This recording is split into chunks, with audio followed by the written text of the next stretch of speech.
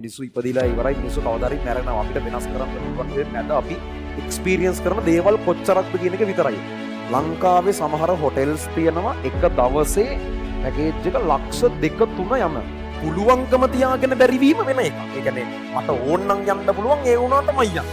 ඒක වෙන්නේ.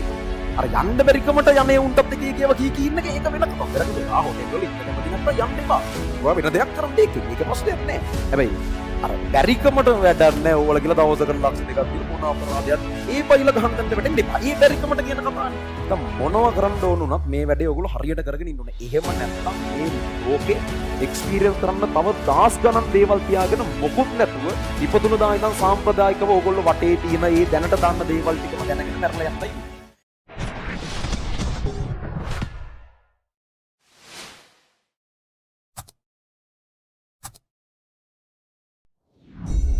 මේ යන්නේ ඔයාලගේ අවසාන සති 32 වගේ තමයි යන්නේ.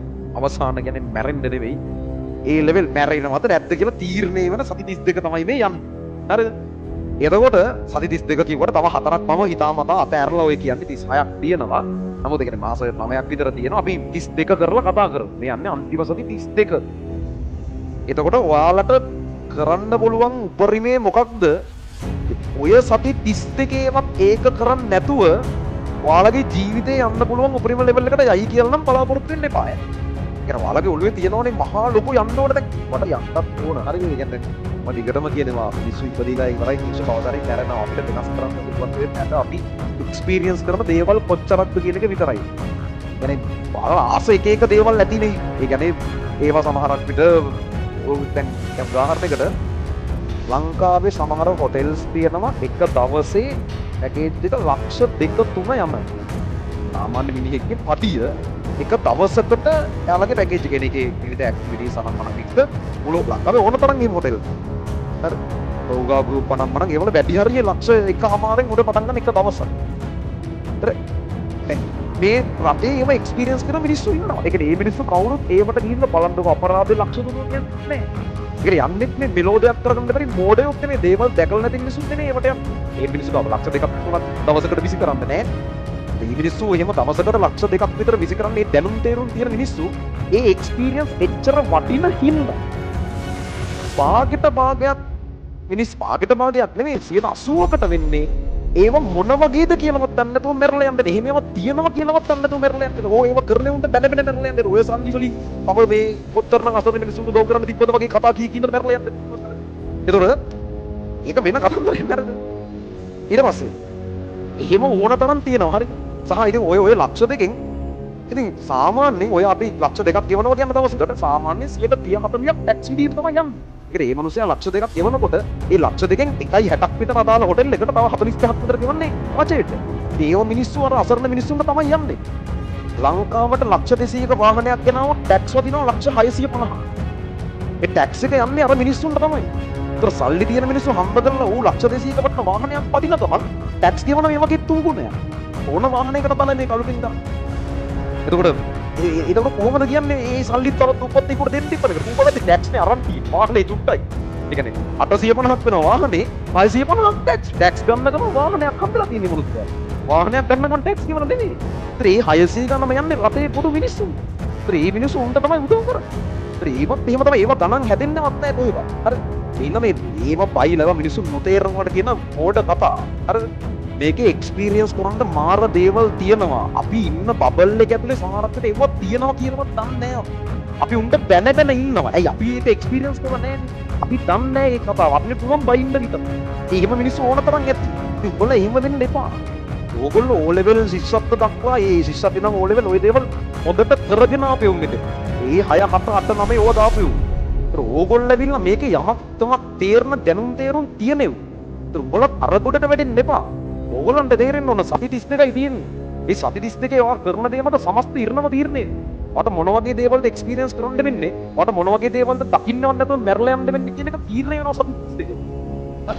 ඒක බරපතල තත්ත්වයක්. ඒ වගේ තැනකදී සාමාන්‍යයෙන් ඕගොල්ලන්ට ඔයාලගේ වයසත් ඇති මේ කියන දේවල් තේරෙනවා. ඔයාලට පුළුවන් වෙන්න ඕන සියලු දේ අතහැරලා ඒකට කමිට් වෙන්න.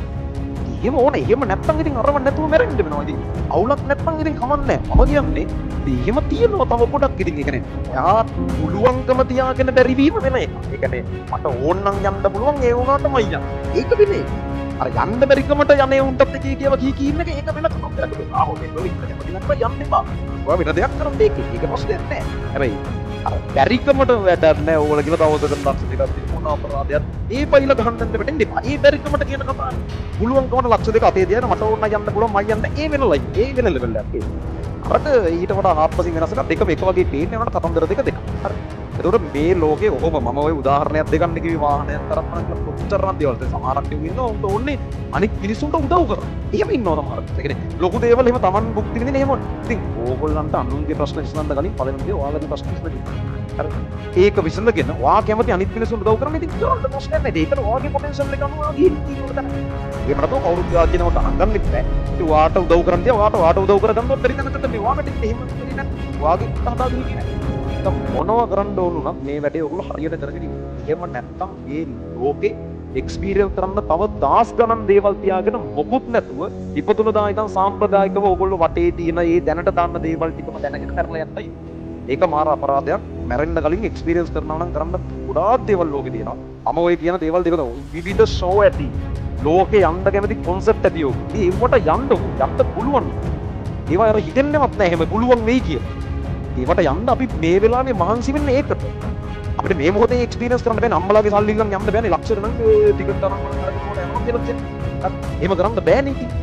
ඒතර මේ මිනිස්සුන්ට දෙන්න පුළුවන් සීමාවකුත් තියෙනවා. ඒක ඔබලව හම්බ කරන් බෑ කර කොහොමද? ඒතර මේ දේවල් ටික භුක්ති විඳින්න ඕන නම් මට මේ තියෙන සති 32 අසාමාන්‍ය මහන්සියක් ගන්න වෙනවා. ඉතින් ඒකට කරන්න දෙන්න එතන වෙන ඔප්ෂන් කෙටි ක්‍රම බෑ.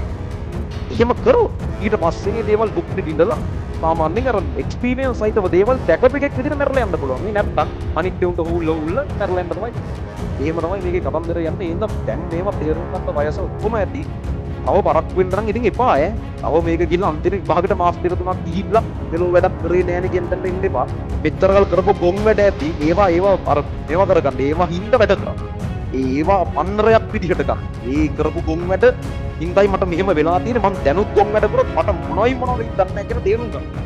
මේ ඉන්න ඉතාලම ක්‍රිටිකල් තැනක ටික තේරුම් ගන්න වැඩ කරන්න නැත්නම් අනාගතේ මහා විනාශයක් වෙන්නේ. ඉතින් අපිට පුළුවන් මේක කියන්න විතරයි. ඔයාලගේ අතේ තමයි වැඩේ තියෙන්නේ.